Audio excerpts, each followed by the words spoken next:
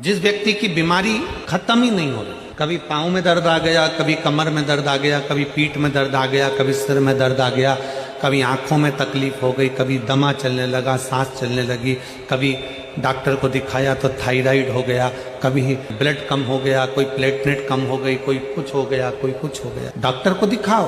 Doctor जो दवाई दे कुंदकेश्वर महादेव के नाम से उसको खाओ। तुमको ऐसा लगे कि ये शरीर का रोग तो समाप्त हो ही नहीं रहा, एक ना एक रोग चल ही रहा, ये रोग समाप्त होने का नाम ही नहीं ले रहा। पिपलेश्वर महादेव का नाम लेकर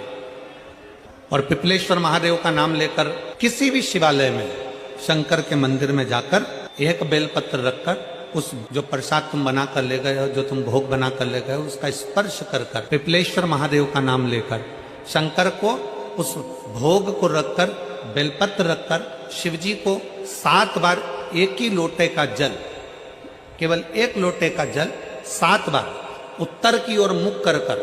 दक्षिण में खड़े होकर शंकर के शिवालय पर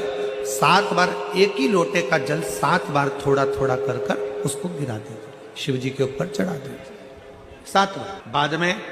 जो प्रसाद पर आपने बेलपत्र रखी है, उसी बेलपत्री को उठाकर शंकर के शिवलिंग पर चढ़ा दे। बाबा को प्रणाम करिए, बाबा मेरे शरीर का रोग समाप्त नहीं हो रहा। किसी भी दिन पिपलेश्वर महादेव का नाम लेकर वो चढ़ी हुई बेलपत्री लियाओ, प्रसाद लियाओ, घर पर आने पर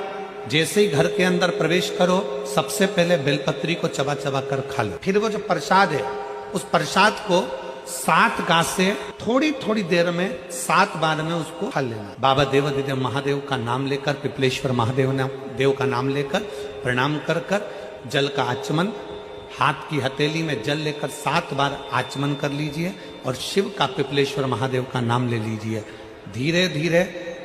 15 दिन लगेंगे और 15 दिन में बीमारियां अपने आप कम होना प्रारंभ हो जाएगी और बाबा आपका हाथ पकड़कर आगे बढ़